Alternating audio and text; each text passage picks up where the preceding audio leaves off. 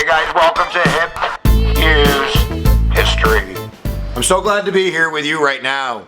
I was actually talking to a kid who was in kind of an advanced class, and we were talking about civil rights, and the kid didn't know the Separate But Equal Doctrine. So I came this close to quitting my job and going to go work at Dunkin' Donuts where I don't have to deal with this nonsense. But nevertheless, let's explain really the foundations of civil rights in the United States. Just in a couple minutes, really basic information here.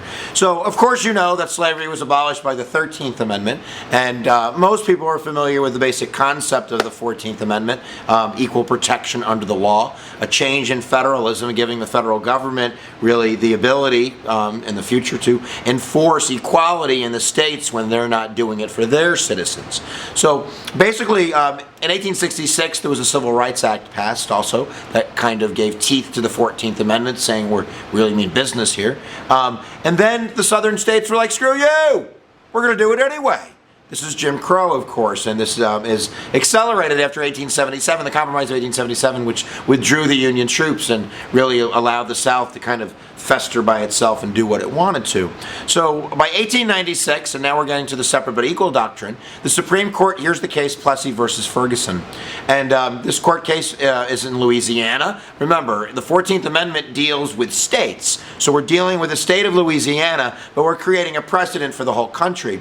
And in Louisiana, they have a law called the Separate Car Act. And of course, this is Jim Crow 101, segregation. They are making black and white people ride on separate train cards. And Plessy, Homer Plessy, actually was, I believe, only 1/8 black. He looked white. He was the test case. He was chosen to challenge this law. And I probably thought that he'd have a better chance of winning if he looked white.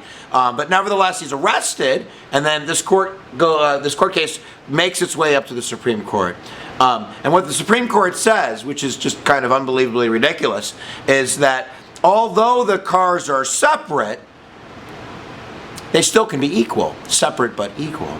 So therefore, the state of Louisiana, i.e. Jim Crow, is not in violation of the 14th Amendment. And the Separate But Equal Doctrine is the federal legal justification or rationalization to allow for Jim Crow to fester in all of these states. And of course, segregation in schools and water fountains and hospitals and fill in the blanks in life. And that's because of the Separate But Equal Doctrine. Now, fast forward to 1954, 1955, and we have the reverse court case. And remember, all of this is unwritten, too. It's important to understand that judicial review is interpreting the Constitution, and that comes from Marbury versus Madison. But nevertheless, we all believe in it. And if we believe in it, it's real. And this has a dramatic effect on society. So in 1955, we have a court case involving the Board of Ed in Kansas, Topeka, and the segregation of black and white children in school. And they are doing that, of course, resting their marbles on Plessy, that this is allowable, separate but equal. Black is white, up is down, water is dry. Just saying it makes it true, of course, and we know it's not true. The schools aren't equal, the trains aren't equal, nothing's equal. It's a violation of the 14th Amendment, pure and simple.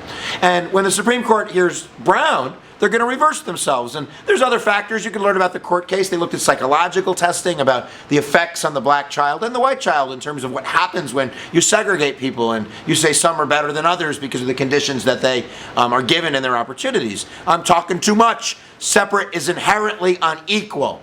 That is Brown. Reversal of separate but equal doctrine. Separate is inherently unequal. And now that is really the beginning of the dismantling of Jim Crow. And we're going to have to fight like hell.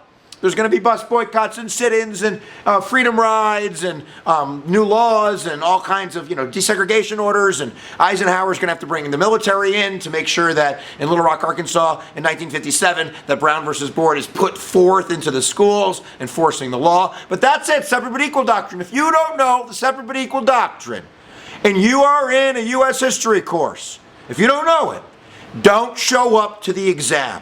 You need to play hooky. So, there you go, guys. HipHughes History, man. Subscribe. If you haven't subscribed, you can win a puppy dog. You want to win a puppy dog? Of course you do. Or a pony. It's your choice. If you press subscribe. And subscribe to the EDU Gurus. Subscribe to all of the awesome EDU channels that are listed below. And you can win a puppy dog or a pony. How awesome is that? All right, guys, where attention goes, energy flows. It rhymes with pout. I don't like to shout. I don't even like sauerkraut. But HipHughes is out.